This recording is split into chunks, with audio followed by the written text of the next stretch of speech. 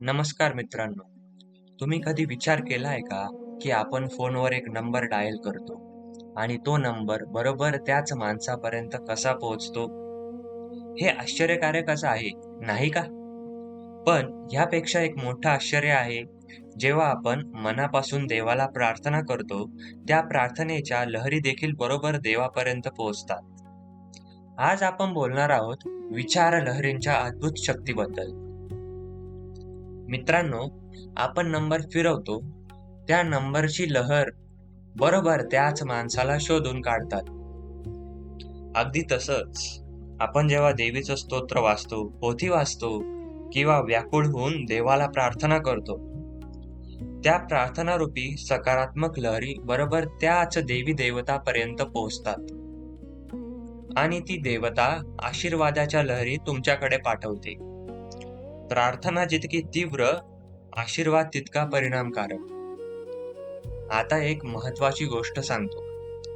एखादं वाईट काम करताना आपलं मन एकाग्र असतं, पण पूजा करताना नसतं.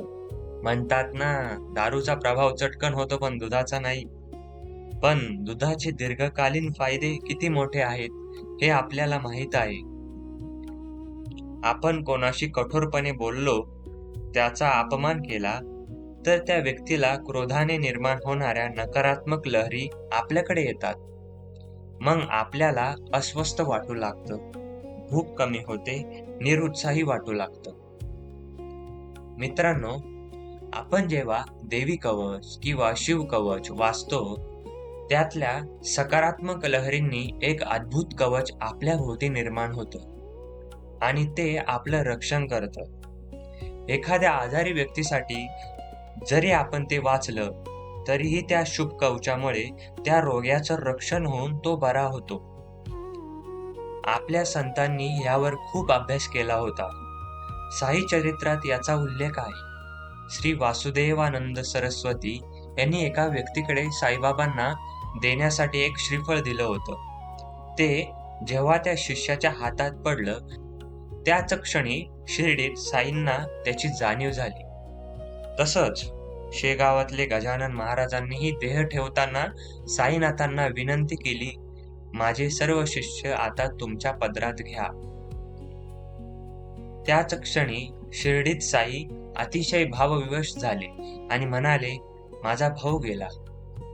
आजही परगावी राहणाऱ्या मुलाने आईची तीव्र आठवण काढली तर आईला समजतं, ती गलबलते. संकट काळात गुरुचं स्मरण केल्यास त्याच क्षणी संकट टळतं. मित्रांनो, लक्षात ठेवा, क्रिया सकारात्मक करा, प्रतिक्रिया सकारात्मकच मिळेल. नकारात्मक केलीत तर नकारात्मकच मिळणार. कारण लहरींचं जाळं सगळीकडे पसरलेलं आहे आणि ते अत्यंत परिणामकारक आहे. आपण वास्तुशास्त्रानुसार घरात बदल करतो, पण एक गोष्ट जास्त महत्वाची आहे.